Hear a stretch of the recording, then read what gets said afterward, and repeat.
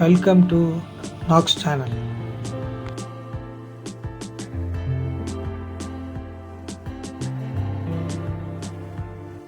ಬನ್ನಿ, ನಾವು ಈಗ ಸೋಸಲೆಯಲ್ಲಿರುವ ಶ್ರೀ ವ್ಯಾಸರಾಜ ಸ್ವಾಮಿಗಳ ಮೃತ್ತಿಕಾ ಬೃಂದಾವನದ ದರ್ಶನವನ್ನು ಪಡೆಯೋಣ. ಈ ಮೃತ್ತಿಕಾ ಬೃಂದಾವನ ತಿರುಮಕೂಡ್ಲಿನ ಹತ್ತಿರ ಇರುವ ಸೋಸಲೆಯ ಗ್ರಾಮದಲ್ಲಿ ಇದೆ.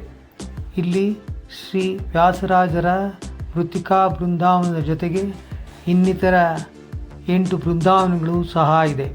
ಇವುಗಳಲ್ಲಿ ಶ್ರೀ ರಘುನಾಥ ತೀರ್ಥರು, ಶ್ರೀ ವ್ಯಾಸತೀರ್ಥರು, ಶ್ರೀಪತಿ ತೀರ್ಥರು, ಯೋನಿಧಿ ತೀರ್ಥರು, ಶ್ರೀ ರಾಘವೇಂದ್ರ ತೀರ್ಥರು ಮೃತ್ತಿಕಾ ಬೃಂದಾವನ ಹಾಗೂ ಇನ್ನಿತರ ಬೃಂದಾವನಗಳು ಸಹ ಇಲ್ಲಿ ಹಂಪೆಯ ನಡುಗಡ್ಡೆಯಂತೆ ನವ ಬೃಂದಾವನಗಳಂತೆ ನಿರ್ಮಿಸಲಾಗಿದೆ.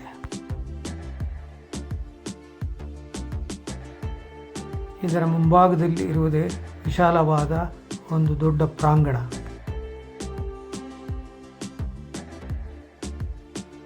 ಮುಂಭಾಗದಲ್ಲಿರುವ ವಿಶಾಲವಾದ ಪ್ರಾಂಗಣ.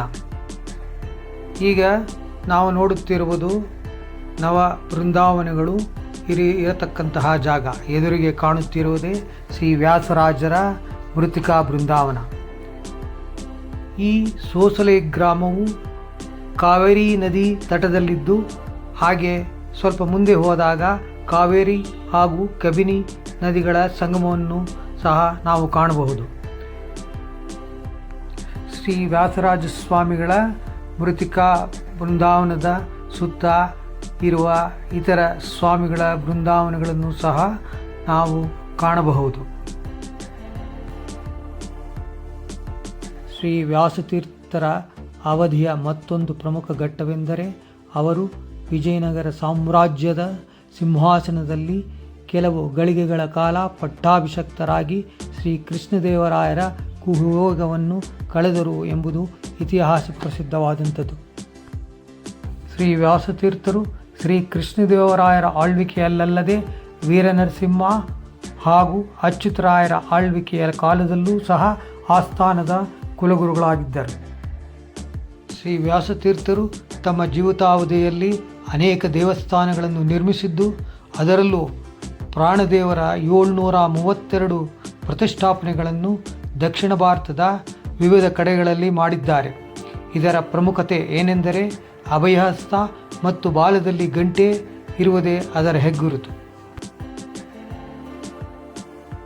1548 ಫಾಲ್ಗುಣ ಮಾಸ ಚತುರ್ಥಿ ದಿನ ಬೃಂದಾವನಸ್ಥರಾದ ಇವರ ಮೂಲ ಬೃಂದಾವನ ಹಂಪೆಯ ನವಬೃಂದಾವನದ ನಡುಗಡ್ಡೆಯಲ್ಲಿದೆ.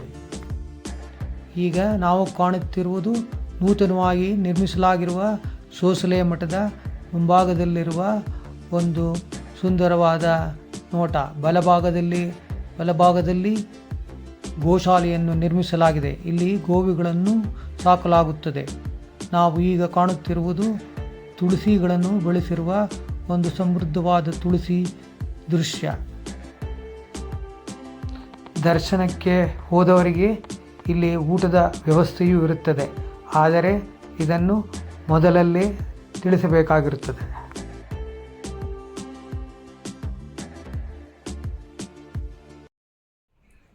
ಈ ವಿಡಿಯೋವನ್ನು ವೀಕ್ಷಿಸಿದ ಸಮಸ್ತ ಆಸ್ತಿಕ ಬಾಂಧವರಿಗೂ ಧನ್ಯವಾದಗಳು.